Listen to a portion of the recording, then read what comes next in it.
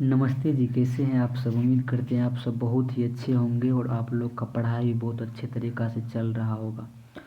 तो फाइनली जिस पल का इंतज़ार था हम सबको वो पल आ गया और बिहार बोर्ड के द्वारा क्लास 10th और 12th दोनों के मॉडल पेपर को जारी कर दिया। तो चलिए आज हम लोग देखते हैं हिस्ट्री 12th हिस्ट्री के मॉडल पेपर को सारे प्रश्न करते हैं।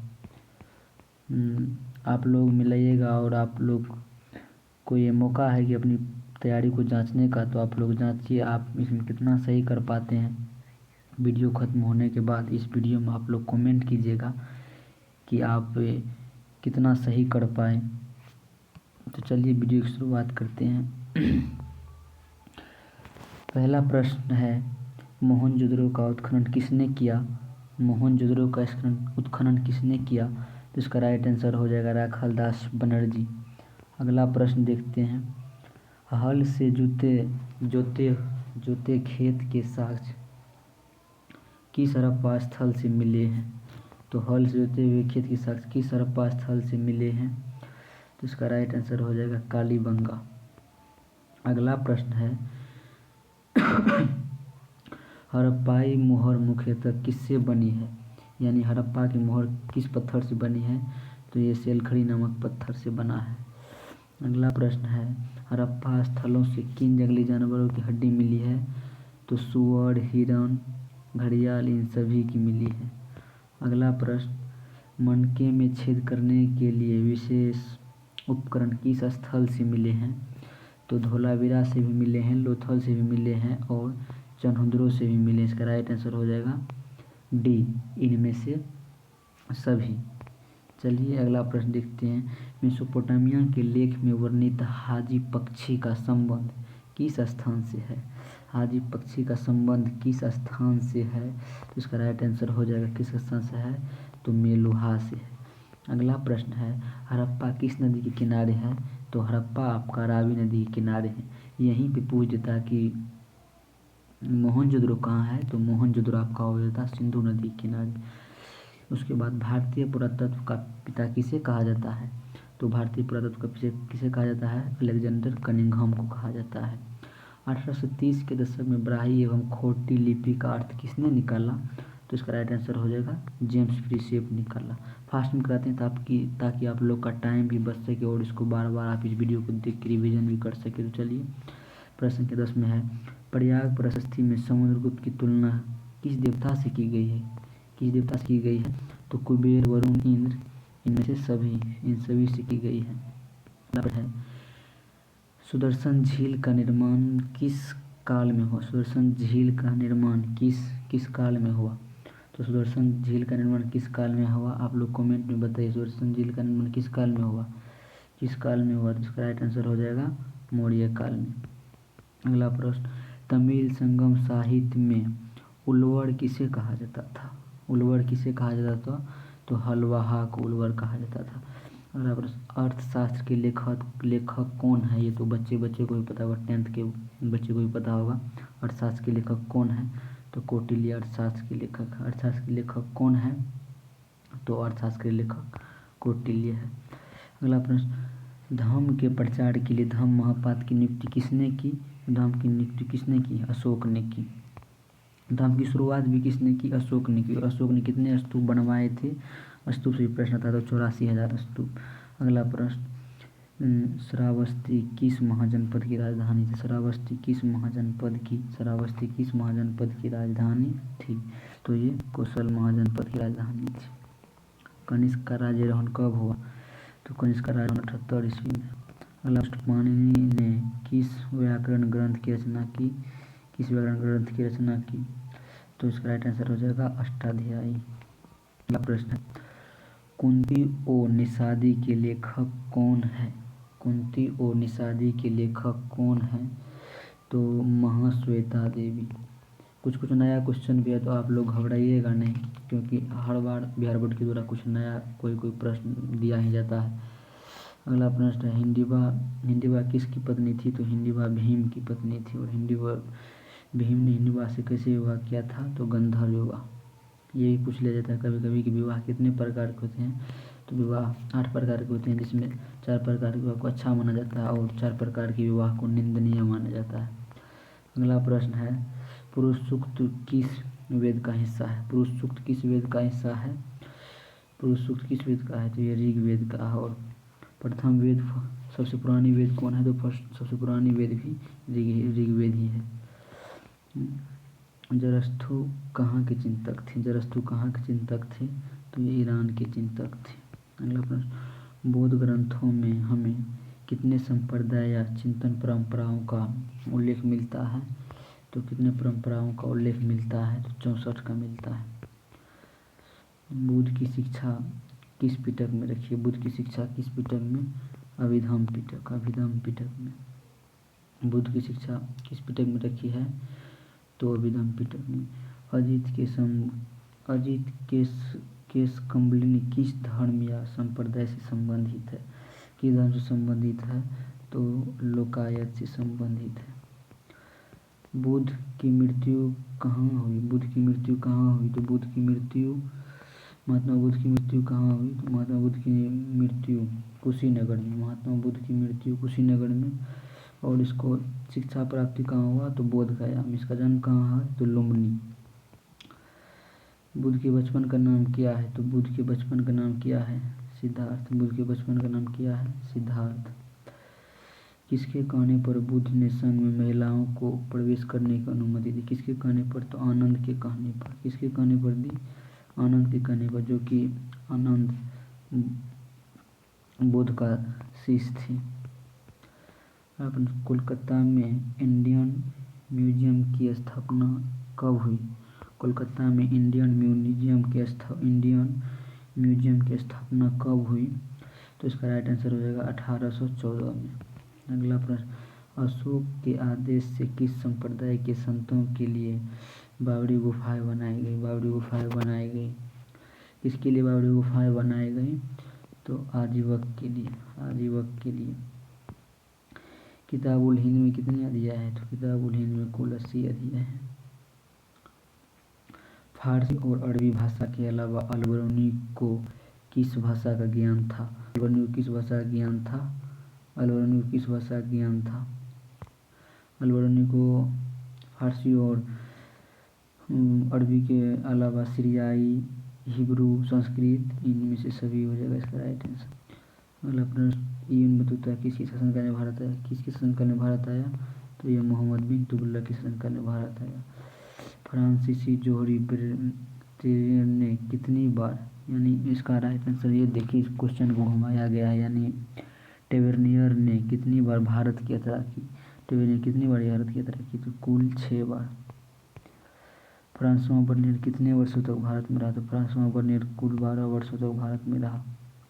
जगन्नाथ मंदिर कहाँ है? जगन्नाथ मंदिर कहाँ है? जगन्नाथ मंदिर पुरी में है। कहीं कहीं आपको पावापुरी भी देखने को मिलेगा, तो वो भी राइट आंसर होगा। यहाँ पे पुरी दिया है तो ये भी राइट आंसर है। अगला क्वेश्चन है, अलवार किस देवता को उपासना करते थे? अलवार किसकी उपासना करते थे? तो विष्णु की। और नैनार किसकी उपासना करते थे? तो शिव की। निम्नलिखित में कौन नैनार संत नहीं है? कौन नहीं है? तो अंडाल नहीं। अंडाल कौन संत है? ये अलवार संत है, विष्णु की उपासक। ख्वाजा मुइनुद्दीन चिश्ती की दरगाह कहाँ है? ख्वाजा मुइनुद्दीन चिश्ती की दरगाह अजमेर में है। फास्ट में करते हैं ताकि आप लोग को रिवीजन जल्दी से जल्दी हो सके, तो इसलिए पूरा डिटेल में नहीं जाते हैं। अमीर खुसरो किसके अनुयायी थे? अमीर खुसरो किसके अनुयायी थे? अमीर खुसरो किसके अनुयायी थे? तो ये निजामुद्दीन औलिया के अनुयायी थे। निजामुद्दीन औलिया के अनुयायी थे। 1469 में पंजाब के नानकाना गांव में किनका जन्म हुआ? तो किनका जन्म हुआ? गुरु नानक का जन्म हुआ। नानकाना गुरु नानक का जन्म हुआ। खालसा पंथ की स्थापना किसने की? खालसा पंथ की स्थापना किसने की? तो गुरु गोविंद सिंह। खालसा पंथ की स्थापना किसने की? तो गुरु गोविंद सिंह ने की। अगला प्रश्न, सूफी संतों के लिखे हुए पत्रों का संकलन क्या कहलाता है? क्या कहलाता है? सूफी संतों के लिए लिखे हुए पत्रों का संकलन क्या कहलाता है? तो इसका राइट आंसर हो जाएगा तज़किरा। नहीं राइट आंसर इसका राइट आंसर हो जाएगा 42 का राइट आंसर हो जाएगा मकुती बात। अगला प्रश्न देखते हैं 1800 ईस्वी में हम्पी के भग्नावशेष की खोज किसने की? हम्पी के भग्नावशेष की खोज किसने की? तो इसका राइट आंसर हो जाएगा कॉलिन मैकेंजी ने की। दक्षिण भारतीय मंदिर में भव्य गोपुरमों को जोड़ने का श्रेय किसे दिया जाता है? तो ये कृष्णदेव राय को दिया जाता है, और कृष्णदेव राय ने भी वहाँ पे मंदिरों, बहुत सारे मंदिर, कमल महल सब भी कृष्णदेव राय ने ही बनाए। निकोलो दे कॉन्ती किस देश का व्यापारी था? निकोलो दे कॉन्ती किस देश का व्यापारी था? तो ये इटली का व्यापारी था। अगला प्रश्न देखिए, बहमनी राज्य की स्थापना कब हुई? तो 1347 में। बहमनी राज्य की स्थापना कब हुई? 1347 में। और यहीं पे पूछ देता कि विजयनगर साम्राज्य की स्थापना कब हुई? तो इसका राइट आंसर हो जाता 1336 में। और विजयनगर साम्राज्य की स्थापना किसने की? तो हरिहर एवं बुक्का दोनों भाई ने की। चलिए अगला प्रश्न देखते हैं। अगला प्रश्न, विजयनगर के संरक्षक देवता विरूपाक्ष किस देवता के रूप में माने जाते हैं? विरूपाक्ष मंदिर था विजयनगर साम्राज्य में, तो उसमें किस देवता के रूप में लोग मानते थे? तो उसमें शिव के रूप में मानते थे। किसके रूप में मानते थे? तो शिव के रूप में। अगला प्रश्न है, विजयनगर के मंदिरों की क्या विशेषता थी? तो ऊंचे गोपुरम, कल्याण मंडल, रथ गलियां, इसलिए इसका राइट आंसर क्या हो जाएगा? इनमें से सभी। अगला प्रश्न है, कृष्णदेव राय ने कदकाठी का वर्णन किस विदेशी यात्री ने किया? कृष्णदेव राय के कदकाठी का वर्णन किस विदेशी यात्री ने किया? तो इसका राइट आंसर हो जाएगा डोमिंगो पेस। किसने किया? डोमिंगो पेस ने किया। किसने किया? तो डोमिंगो पेस ने। तो एक मिनट रुकिए थोड़ा आप लोग। चलिए, हम्पी को यूनेस्को विश्व पुरातत्व स्थल कब घोषित किया गया? हम्पी को विश्व पुरातत्व स्थल कब घोषित किया गया? तो 1986 में हम्पी को यूनेस्को द्वारा पुरातत्व स्थल घोषित किया गया। दूसरे गांव में ठेके पर खेती करने वाले खेतिहर क्या कहलाता था? जो खुद अपने खेत में खेती करते थे उसको खुद काश्त कहा जाता था, और जो दूसरे गांव में जाके खेती करते थे, दूसरे गांव में जाके वहीं पर रह के खेती करते, दूसरे के खेत में खेती करते थे, तो इसको कौन करते थे? इसको क्या कहा जाता था? पाही काश्त। देखिए, आलू टमाटर और मिर्च भारत में कब से उपजाए जाते हैं? तो ये 16वीं सदी से उपजाए जाते हैं। जो ये नहीं है यहाँ पे, तो यहाँ पे 17वीं सदी आप लोग लगा सकते हैं। अगला प्रश्न, उस भूमि को क्या कहा जाता था जो कभी खाली नहीं छोड़ी जाती थी? तो आप लोग पढ़े होंगे भूमि कितने प्रकार की होती है? भूमि 4 प्रकार की, पोलज, परती, चर, बंजर। तो किसको कभी नहीं छोड़ा जाता था? तो पोलज को कभी नहीं छोड़ा जाता था, इस पर और हमेशा खेती किया जाता था। अगला प्रश्न है, जोवान्नी कारेरी किस देश का यात्री था? किस देश का यात्री था? तो ये जोवान्नी कारेरी किस देश का यात्री था? तो ये इटली का यात्री था। अगला प्रश्न है, अकबरनामा का कौन सा भाग आईने अकबरी के नाम से जाना जाता है? तो तीसरा भाग को आईने अकबरी के नाम से जाना जाता है। और आपको पूछ लिया जाता है कि आईने अकबरी कितने भागों में बांटा गया? तो आईने अकबरी को कुल 5 भागों में बांटा गया है। चलिए अगला प्रश्न, अकबर का वित्त मंत्री कौन था? तो अकबर का वित्त मंत्री टोडरमल। और अकबर का संरक्षक कौन था? तो बैरम खां। अकबर का वित्त मंत्री कौन था? तो टोडरमल। अकबर का संरक्षक तो बैरम खां। अकबर की मृत्यु कब हुई? चलिए, अकबर की मृत्यु कब हुई? तो अकबर की मृत्यु 1605 में हुआ। पानीपत की तीसरी लड़ाई में मराठों को किसने हराया? तो मराठों को किसने हराया? अहमद शाह अब्दाली। किसने हराया? अहमद शाह अब्दाली। अगला प्रश्न 60 नंबर, औरंगजेब कब गद्दी पर बैठा? तो 1658 में। भारत का अंतिम मुगल बादशाह कौन था? तो बहादुर शाह जफर।